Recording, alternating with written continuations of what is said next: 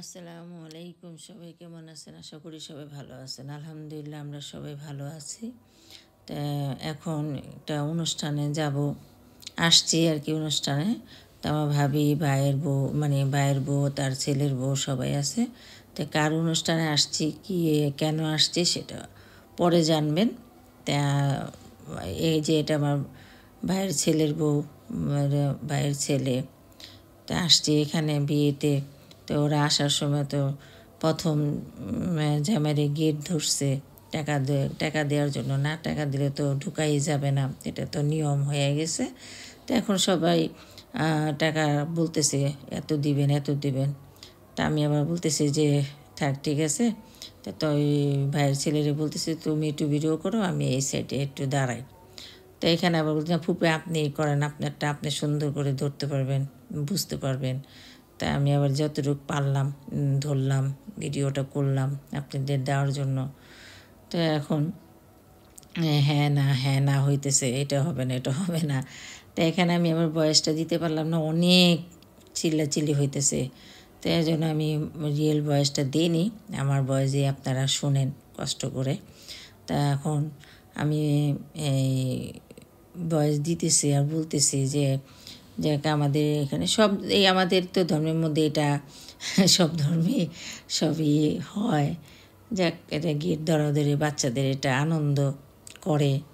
তা এখন যতটুকু আনন্দ করতে পারে যার যার ফ্যামিলির বিয়েতে ততটুকুই তার কাছে অনেক, তাই না?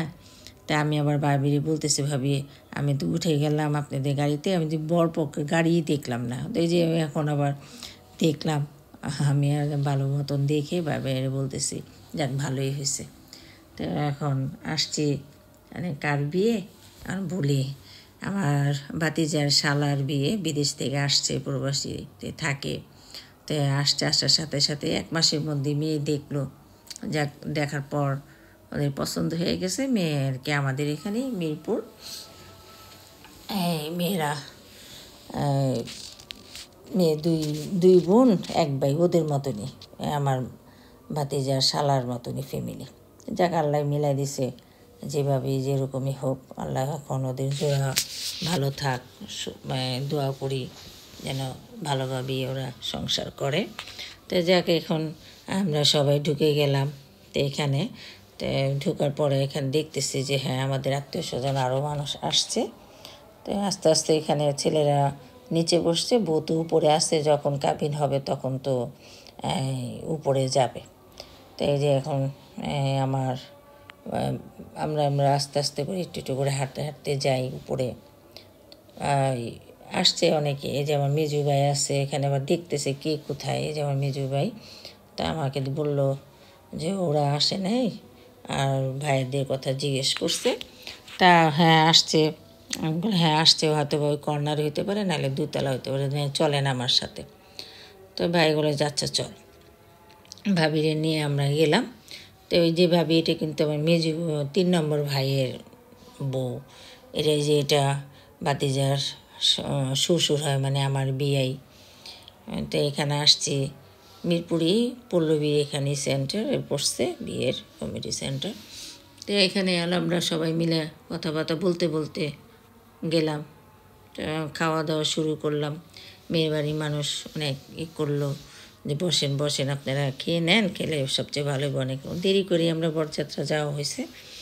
তাই খাওয়া দাওয়া করলাম। তা আমি বাইরে বললাম যে ভাই আপনি আগে নেন, আমি খালি ভেজিটেবলটা আগে নিই, দেখি খায় দেখি কেমন। তা ভেজিটেবল টমেটো যেটা আছে সেটা নিলাম। তা ভাই বলে কিন্তু ভিডিওটা পরে কর, আগে খাওয়া দাওয়া শেষ কর।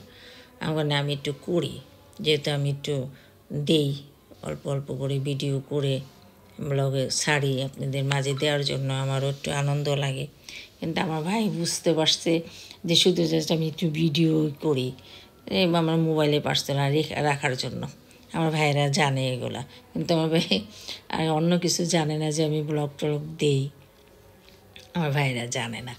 তো যাক আমি যতটুকু করি জানলো সমস্যা নাই, আমার ভাইয়েরা কিছু বলবে না। যাক আমার ভাবিরা আমার আপারা সবাই আমার একটু করে যে আচ্ছা ঠিক আছে তুমি করতেছো করো, যখন তোমার ভালো লাগবে করবে, আর যখন না ভালো লাগবে তুমি বন্ধ করে দিও, এই অনুমতি নিয়েই আমি যাত্রা শুরু করলাম। তো জায়গায় কথা বলতে বলতে খাওয়া হয়ে যেতেছে, আপনাদের সাথে কথা বলতেছি। এনে টিকিয়া দিল, রোস্ট দিছে, পরে দিবে, গরু মাংস দিবে।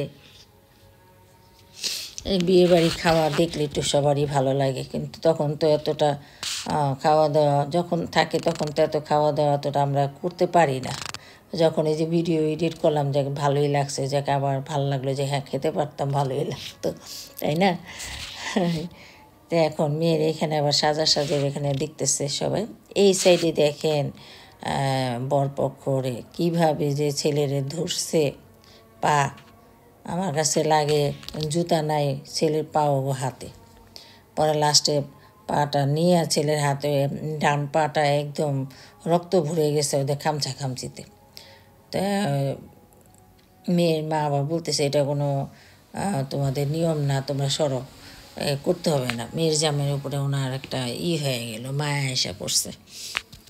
তো এখন ও নাসুর বান্দা, সে শালিরা তো নিবে। এখানে আবার জামের পক্ষের বোন আছে, বোন তো 2 পা নিয়ে বসে বসে দিবে না।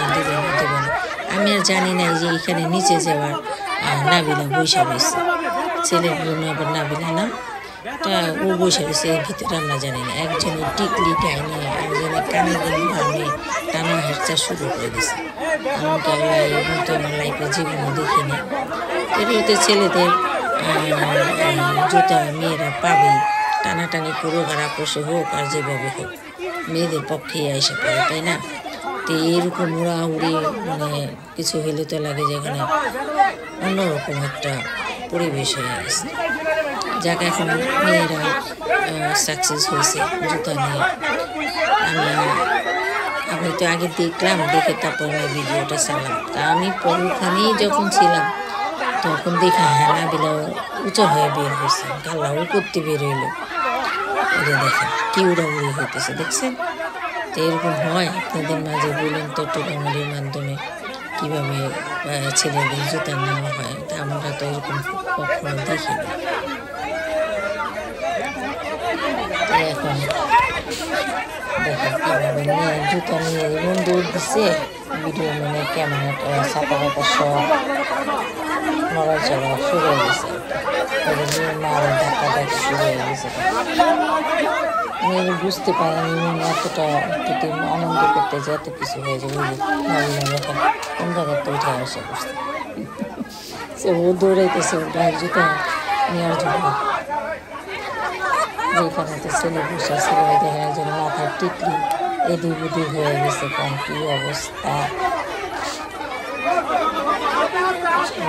ছোট একটা শালা, তো এই যে ছোট শালাটাও দেখেন জুতা নিয়ে কারাকারি, সেই শালাটা আবার বেশি, এই যে ছোট্টটা যাও নিবি, আমার দুলাভাইয়ের জুতা কেউ দিব না, ওই নেবে, ওই যে দুলাভাই জুতো ওই নেবে। যাকে এখানে হয়ে গেল এখানে আবার দেখা গেল, দেখা দেখি হবে। আমি আবার এখান থেকে বললাম বাবা অনেকক্ষণ তো আমি এগুলো দেখলাম, ভাতে যে বললাম যে ভিডিওটা করি, ঠিক আছে বসে। আমি আবার এখানে কর্নারে বসে গেছি,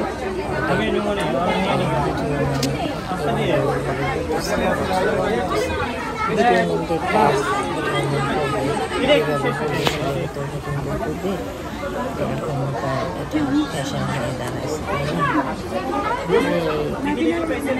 আমাদের বেলা তো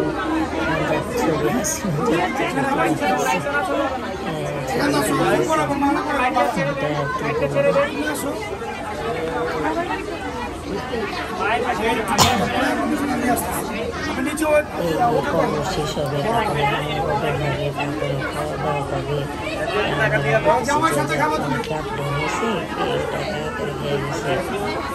আমার মনে হয় বিয়েটা মনে হয় সকালবেলায় বিয়ে গেছে, এই জন্য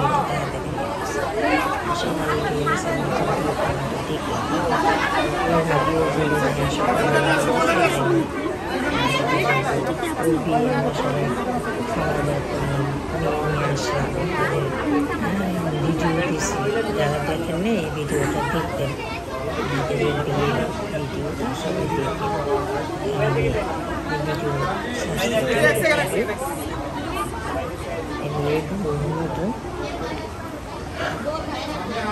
আমাদের সবাই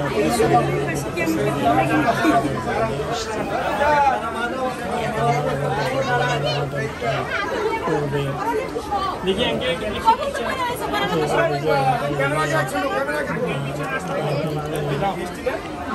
এখানে ছেলে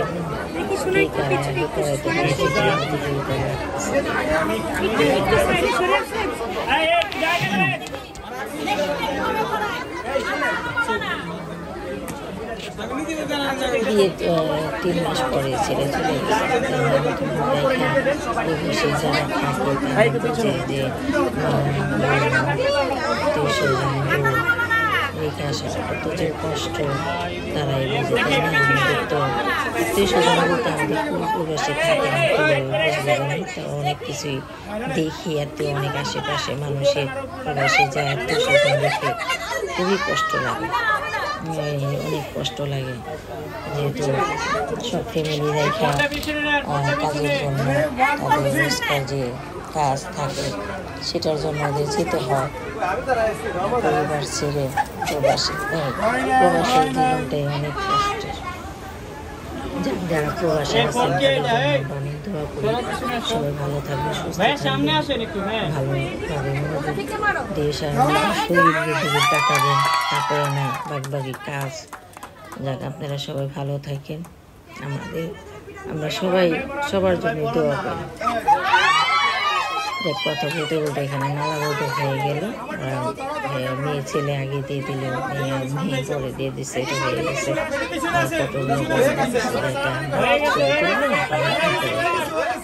আমরা কর্নারে বসে গেছি বসে সব দেখতেছে আমি ভাবি কথাবার্তা হইতেছে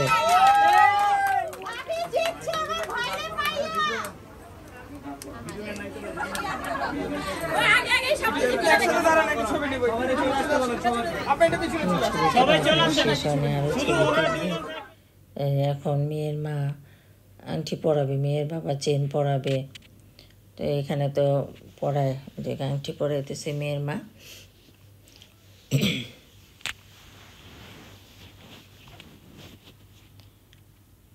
যাক ওরা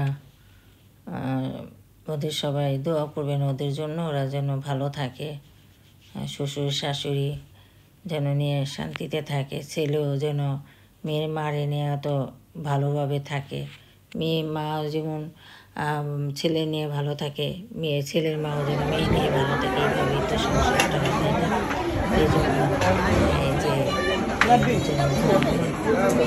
করবেন আমার ছেলেদের খাওয়া দাওয়া আমরা খাওয়া দাওয়া করছি এখন আর কি বসবো দেখি এখানে বিদায় হইব মেয়ে নিয়ে ছেলের বোন এটা ছোট বোন কান্না করতেছে তা আমরা নিচের সঙ্গে কিনা বিলা কান্না করতেছো কারণ ভাই বিদায় দিবা নাকি বোনরে বিদায় দিবা এই জন্য কান্না করতেছো কারণ ফুপি ভাই তো একটা ভাই বিয়ে করছে সুখে থাকবো শান্তিতে থাকবো এটাই আমাদের ভালো আরে আমি আবার ছবি তুলতেছি এমন স্টাইল করলো আমার ভাইয়ের ছেলের বউ ও আবার বলতেছে বা ফুপি ভালো করে ছবি তোলেন আমার বোর আর যাকে এই পর্যন্তই আপনাদের মাঝে দিলাম তা সবার শেষে একটা জিনিস না খেলে হয় না সম্পূর্ণ হয় না বিয়েটা ঠিক না বিয়ের খাওয়াটা তা এখন খাওয়ার জন্য শেষে ওদিকে গেলাম যাওয়ার পরে যে পানটাই খাবো শেষ পর্যন্ত পানটা খাওয়া দাওয়া হলো সবাই মিলে কথাবার্তা করলাম বিদায় নিলাম তা এখন আপনাদের কাছে বিদায় নেই তা বিদায় নিই আল্লাহ হাফিজ সবাই ভালো থাকবেন নিজের শরীরের দিকে খেয়াল করবেন তা এখন রাখি সবাই সুস্থ থাকেন আল্লাহ হাফিজ আপনার চ্যানেলের নাম কি ফাতেমা বেগম ব্লগ সবাই সাপোর্ট করবেন আন্টিকে নতুন ইউটিউব চ্যানেল সবাই পাশে থাকবেন তাহলে ভালো ভালো ব্লগ দিবে সে ইনশাআল্লাহ